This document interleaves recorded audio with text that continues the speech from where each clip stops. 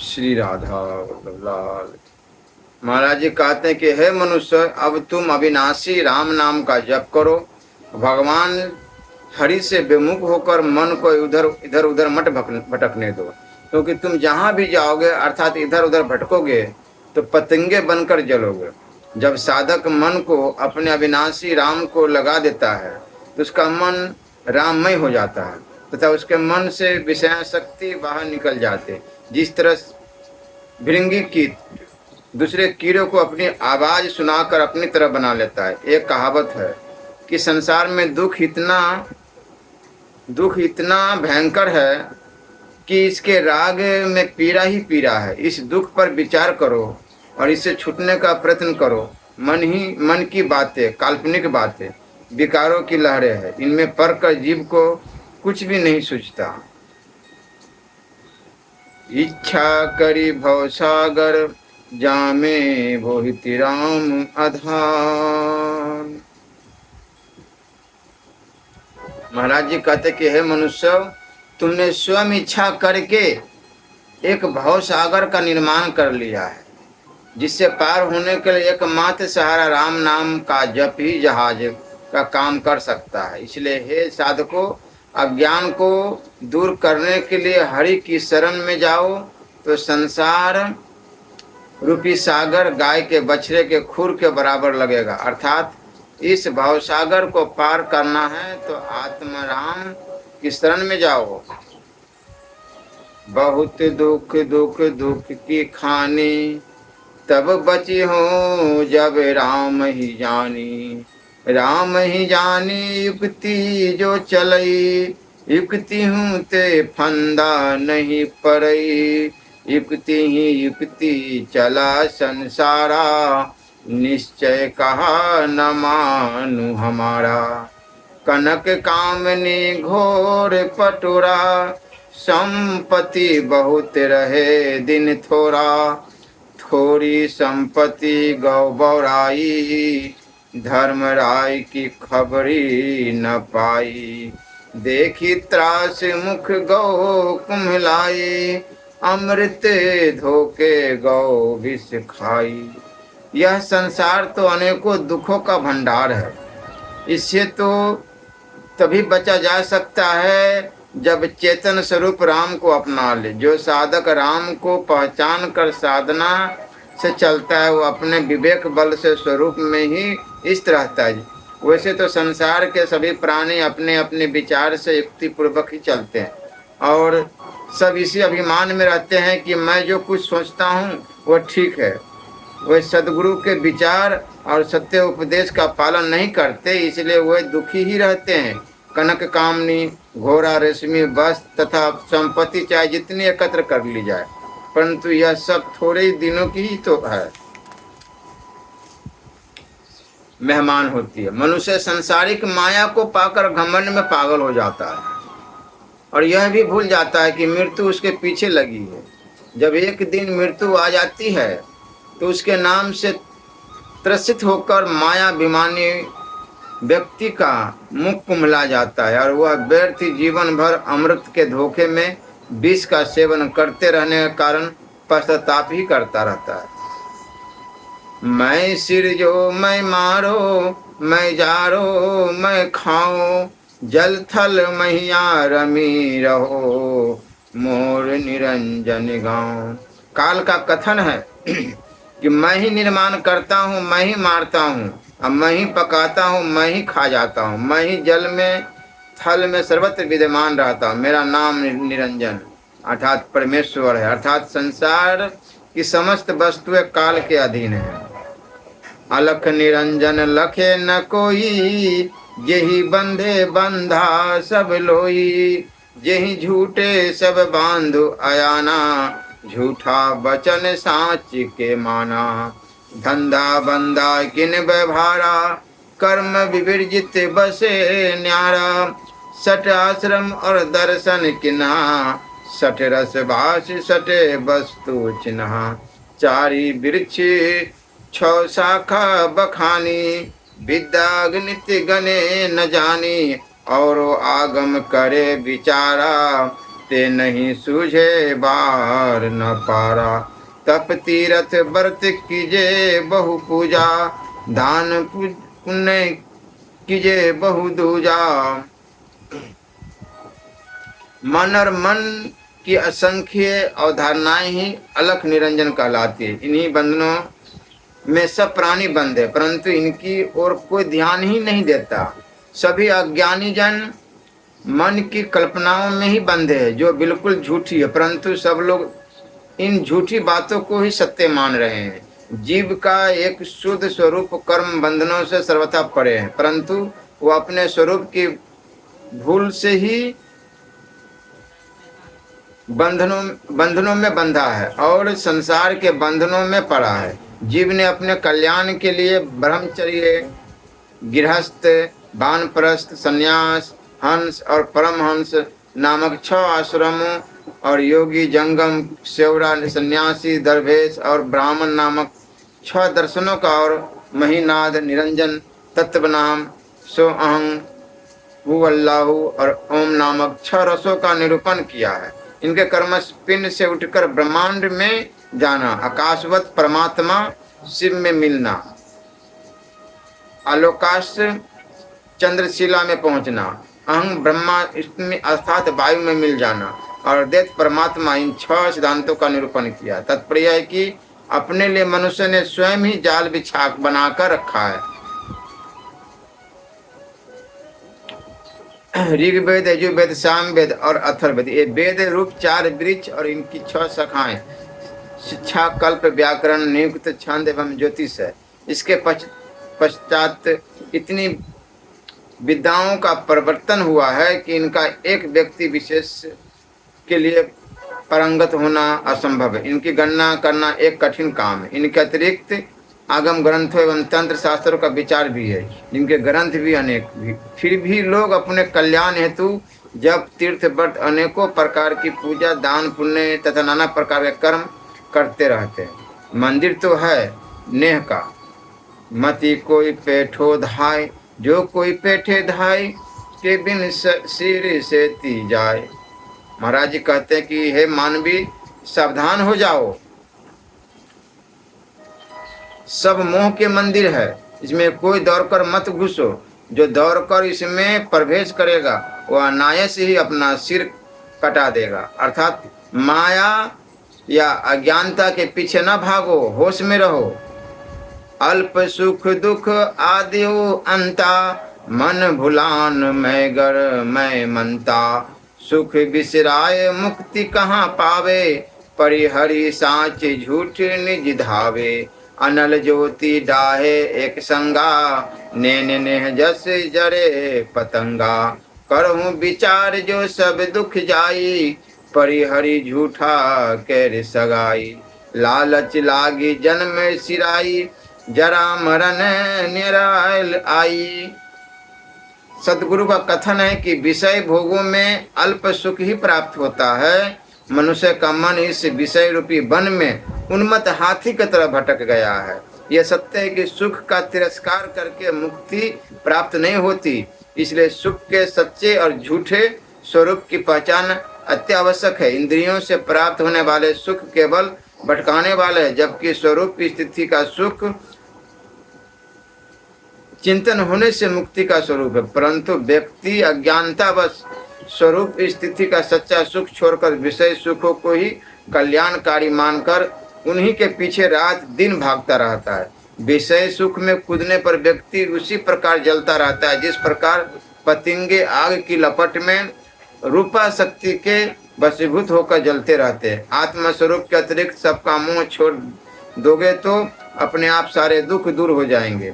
इसलिए हे मानव, सावधान हो जाओ, क्योंकि विषयों के वशीभूत होने से तुम्हारा जीवन व्यर्थ ही व्यतीत हो रहा है तथा वृद्धावस्था एवं मृत्यु निकट आ रही है। अतः समय रहते ही होश में आ जाओ। भरम का बांधा ई जग, यही विधि आवे जाए। मानुष जन्म पाई के, नर काहे को जहराए। महाराज जी कहते हैं कि इस संसार में लोग मान्यताओं के भ्रम बंधनों में बंधे हैं। और इसी प्रकार जन्म मरण के चक्कर में आते जाते रहते हैं। इसलिए हे मनुष्य, तुम इतना उत्तम शरीर पाकर भी क्यों अपने आप को नष्ट कर रहे हो। चंद्र चकोर की ऐसी बात जनाई, मानुष बुद्धि दिन पलटाई। चारी अवस्था सपने हूँ कहीं, झूठा फूरो जानत रही। मिथ्या बात न जाने कोई, यही विधि सब गैल बिगोई। आगे दे दे सबन गमाया, मानुष बुद्धि सपने हूँ नहीं पाया। 34 अक्षर से निकले जोई, पाप पुण्य जानेगा सोई। उपदेशक मनुष्य को उपदेश देते हैं, किंतु जिस प्रकार चकोर चंद्रमा का ध्यान करता है उसी प्रकार तुम भी परमात्मा का ध्यान करो, और साधक काल्पनिक परमात्मा के ध्यान में लीन हो जाता है। इस प्रकार मनुष्य की बुद्धि भ्रमित कर दी गई है। गुरुजन यह भी बताते हैं कि जागृति, स्वप्न, सुषुप्ति और तुर्यगा नामक 4 अवस्थाएं स्वप्नवत है, क्योंकि यह सब मनोवय के अंदर ही है। और मन कल्पित परमात्मा जो वास्तव में अलिक है उसे ही सत्य कहते हैं, अर्थात असत्य को सत्य साबित करते हैं। असत्य को असत्य समझना और कहना साहसिक काम है, परंतु पराय मनुष्य यह समझ नहीं पाते और अविवेक कायरता पूर्वक चलकर अपने आत्म स्वरूप को भूल रहे हैं। लोग कहते हैं कि ईश्वर का ध्यान करो, वो मरने के पश्चात मिलेगा, परंतु इस प्रकार की बातों में समय को खोना क्या उचित है। लोग पोथी पुराणों का भी प्रमाण देने से नहीं चूकते कि अमुक व्यक्ति ने ऐसा ध्यान किया, व्रत उपवास किया तो उसका ये काम हुआ, आदि आदि सब ढकोसला और स्वप्नवत है। ईश्वर न मिलता है और न बिछुड़ता है, वह तो निज चेतन स्वरूप ही है। अतः जो 34 अक्षरों अर्थात शास्त्र प्रमाणों के चक्कर में नहीं पड़ेगा वही समझ पाएगा कि पाप और पुण्य क्या है। जो बुद्धि विवेक से काम लेगा वह भ्रमित नहीं हो सकता। सोई कहंता सोई होएगे, ते निकरी न बाहिर आओ। हो हजूर ठाड कहत हो, ते क्यों धोखे जन्म गवाओ। हे मानव, तू जैसा कहेगा वैसा ही बन जाएगा। इसने पूर्णतया शास्त्र आदि के चक्कर में न पड़कर केवल नाम जप करो, केवल परमात्मा का चिंतन करो, उनकी बताई हुई मार्गों पर चलो, अवश्य कल्याण होगा, मोक्ष प्राप्ति होगी। बाहर आओगे, मैं विश्वास पूर्वक कह रहा हूँ कि तू स्वयं ही हुजूर है, सम्राट है, परमात्मा है। तू बेकार में ही शास्त्रों और संप्रदायों के भंवर में पड़कर जीवन को खो रहा है। 34 अक्षरों शास्त्र प्रमाणों की यही विशेषता है कि व्यक्ति, वस्तु, स्थान आदि के हजारों नाम इन्हीं में से होते हैं। जीव चारों योनियों में भूलते भटकते पुनः मानव शरीर में आता है और यहाँ पर अज्ञानता बस अपने स्वरूप को नहीं पहचानता और वह अपना शरीर धोखे में ही खो देता है। शास्त्रों के प्रमाण के मुंह में पड़कर तो ब्रह्मा, विष्णु, शिव, दुर्गा, गंधर्व, मुनि, देवता, त्यागी, सत्यव्रतधारी, पतिव्रता नारी आदि सब अपने से पृथक परमात्मा को खोज रहे हैं। उसी के लिए असंख्य लोगों की कल्पना करते हैं और बहुत ही भक्ति भाव से उसे खोजते फिरते हैं।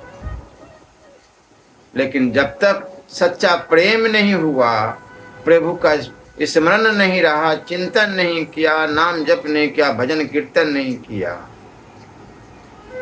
तो सारे शास्त्रों को पढ़ लेने से, सुन लेने से, फिर मनन करने से क्या लाभ। सती जति सती सब खोजहि, मन ही न माने हारी। बर बर जीव न बाची हैं, कहीं महादेव पुकारी। महाराज जी कहते हैं कि जति सती सब उसी की खोज कर रहे हैं तथा न मिलने पर हार भी नहीं मानते, और विवेक न होने से बड़े बड़े नामी ग्रामी भी इस धोखे से नहीं बचते कि परमात्मा के दर्शन होंगे। कहने का तात्पर्य है कि जिसे तुम पूजते हो, व्रत उपवास करते हो, वह देव, धनुज आदि स्वयं भी किसी अज्ञात ईश्वर की खोज में लगे। इसलिए भगवान ने गीता में भी कहा है कि भूत की पूजा करने वाले भूत लोक में देवताओं की पूजा करने वाले देवताओं के कुल में, पितरों की पूजा करने वाले पितृलोक में, और मुझे पूजा करने वाले मेरे लोग। फिर उसका दोबारा जन्म नहीं होता।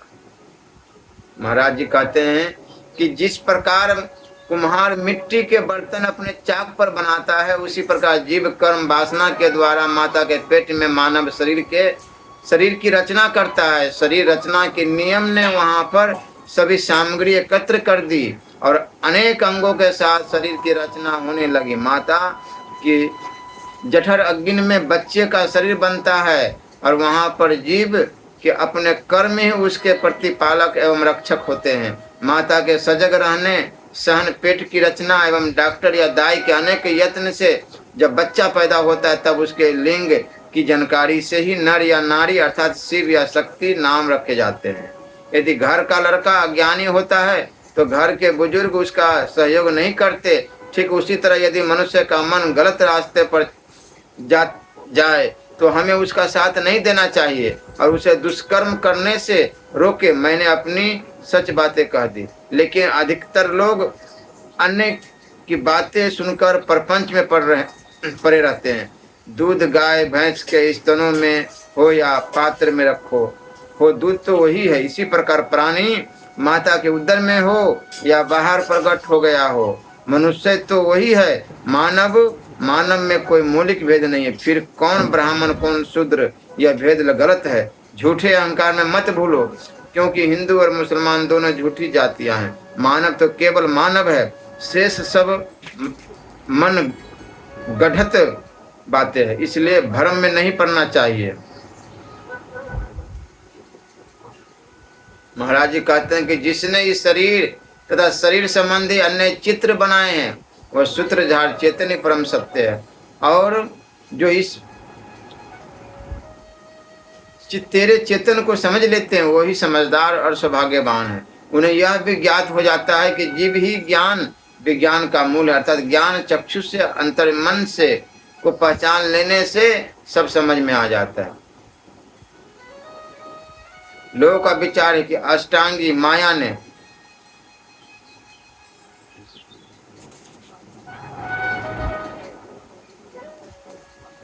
इसलिए सभी शास्त्रों ने केवल एक ही बखान किया है कि भगवान स्मरण हमेशा रहनी चाहिए और हर समय उनका चिंतन करते रहो। संसारिक जो भी कर्म हो करो, भगवान को, ईश्वर को कभी न भूलो।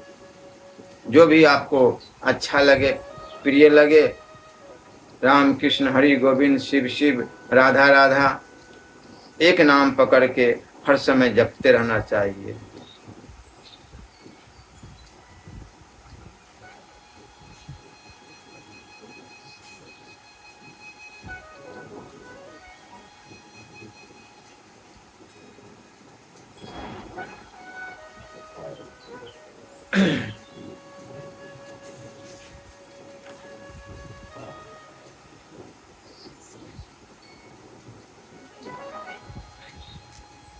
महाराज जी कहते हैं कि यदि मन स्थिर है तो वज्र जैसी समस्या भी तिनके का समान बन जाती है। यदि मन विचलित हो तो तिनके जैसी समस्या भी वज्र जैसी कठिन हो जाती है।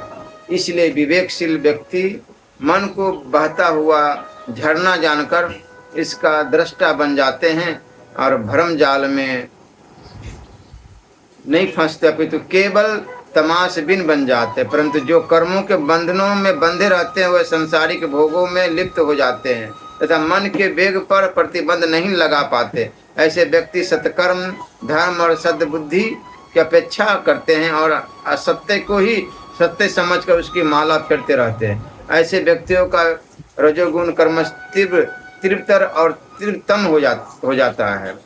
ऐसे व्यक्ति धर्म कर्म बुद्धि को खोकर सांसारिक भोगों में डूबे रहते हैं। जैसे तारों का प्रकाश चर अचर में लीन होकर उन्हें प्रकाशित करता है, परंतु सूर्य के उदय होने पर उनका प्रकाश अस्त हो जाता है। ठीक इसी तरह स्वरूप ज्ञान के उदय होने पर लौकिक बुद्धि का अहंकार समाप्त हो जाता है। जैसे विष का असर पुनः विष खाने से नष्ट नहीं होता, औषधि तो वह है जो मरते हुए को जीवित कर सके। अर्थात भोगों से मन तृप्त नहीं हो सकता, अपितु त्याग से ही तृप्त हो सकता है। जब व्यक्ति भोगों से हटता है तो वह अपना लक्ष्य अगम अगोचर में ढूंढता है। यह उनके मन का भटकाव है। जब व्यक्ति मन के बाहर परमात्मा का मोक्ष को ढूंढता है तो समझ लेना चाहिए कि उसको अज्ञान रूपी सर्प ने डस लिया है। सदगुरु बताते हैं कि हमारा लक्ष्य हमारी आत्मा ही है, परंतु गुरु के इन उपदेशों को मानव मानता ही नहीं, तो क्या किया जा सकता है। ओ भूले सट दर्शन भाई, पाखंड भेष रहा लपटाई, जीव शिव का अही न सोना, चारों वेद चतुर्गुण होना, जैनी धर्म का मम्र न जाना, पाती तोड़ी देवे घर जाना, दबना मरुबा चंपा के फूला, मानु जीव कोटि समतुला, और पृथ्वी के रोम उचारे, देखत जन्म आप नुहारे, मन मत बिंदु करे असरारा, कल पे बिंदी खसे नहीं द्वारा, ताकर हाल होय अद्भुता, छो दर्शन में जैनी भी गुरचा। सदगुरु जी महाराज कहते हैं कि योगी, जंगम, सेवरा, सन्यासी, ब्राह्मण और दरवेश नामक 6 दर्शन के व्यक्ति अपने अपने संप्रदायों के चक्कर में पड़कर स्वयं के निज स्वरूप को भूल गए हैं। वे भांति भांति के भेष धारण कर पाखंड में पड़ गए हैं। पाखंड ही व्यक्ति के कल्याण का नाशक है, जबकि चारों वेद कर्मकांड परक है, परंतु स्वरूप ज्ञान की बात आने पर ये भी मौन ही रहते हैं। जैन संप्रदाय के व्यक्ति धर्म का रहस्य नहीं जानते, अर्थात वे एक ओर तो यह कहते हैं कि फूल पत्तियों में करोड़ों जीवधारी निवास करते हैं, परंतु दूसरी तरफ दवना, मरुआ, चंपा आदि के पुष्प और पत्ते तोड़कर देव मंदिरों में मूर्तियों पर चढ़ाते हैं। इस पर उनके मतानुसार करोड़ों जीवों की हत्या हुई। कहने का तात्पर्य है कि वे अपने सिद्धांत पर ढूंढ नहीं रहते। कितने ही व्यक्ति तो बरजोली क्रिया साधक कर वीर्य को गिनने से रोकते हैं और संभोग के वक्त भी वीर्य रक्षण होने से बचाते हैं और इसे अपनी विजय अर्थात पक्का योग मानते। ऐसे व्यक्तियों की दशा तो वास्तव में अनोखी है। कहने का तात्पर्य है कि योगी, जंगम आदि 6 दर्शनों में एक सेवरा अर्थात जैनी भिन्न ही है और इनकी मान्यता एवं साधना अधिक उलझनपूर्ण विवादास्पद है। ज्ञान अमर पद बाहिर नियरते है दूरी, जो जाने ताके निकट है, नहीं तो रहा सकल घट पूरी। महाराज जी कहते हैं कि ज्ञान स्वरूप जीव ही अमर पद है और अमर पद ही स्थिति के 6 दर्शनों के पाखंडों से बाहर है। यह नजदीक अर्थात निज स्वरूप होते हुए भी पाखंडों में उलझा रहने के कारण दूर सा हो गया है, अर्थात इससे सही जानता है उसे निकट, और जो नहीं जानता उसके लिए घर घर में होते हुए भी परम तत्व से दूर है।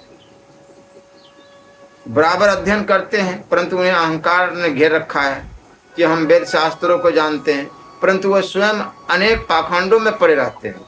वो वेदों का ज्ञान रखते हुए भी अहम की भावना में डूबे रहने का कारण अपना संशय दूर नहीं कर पाते।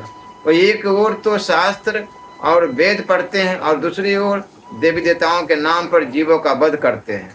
तात्पर्य यह है कि निर्जीव देवी देवताओं की मूर्तियों के समक्ष सजीव जानवरों का मस्तक काट कर रख देते हैं।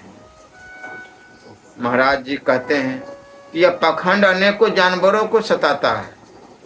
ये अपनी अनुभूत पीड़ा से भी प्रेरणा प्राप्त करते कि किसी को पीड़ा पहुंचाना कितना बड़ा पाप है। कहने का तात्पर्य है कि जो दूसरों को पीड़ा पहुंचाता है वह विवेक संपन्न मानव जीवन पाकर भी स्वयं की रक्षा नहीं कर पाता। जो दूसरों को कष्ट देने का प्रण करता है वो जीवन में कभी सुख नहीं पाता। जो दूसरों को सुख देने की भावना रखता है वो जीवन में कभी दुख नहीं पाता। इसी तरह पढ़े लिखे लोग आचरणहीन होने के कारण अज्ञानी ही रह जाते हैं। महाराज जी कहते हैं कि ज्ञान परमादि लोग अपने लक्ष्य को सुनने में ढूंढते रहते हैं। वास्तविक विवेक से हीन होने का कारण उनका अहंकार दूर नहीं हो पाता।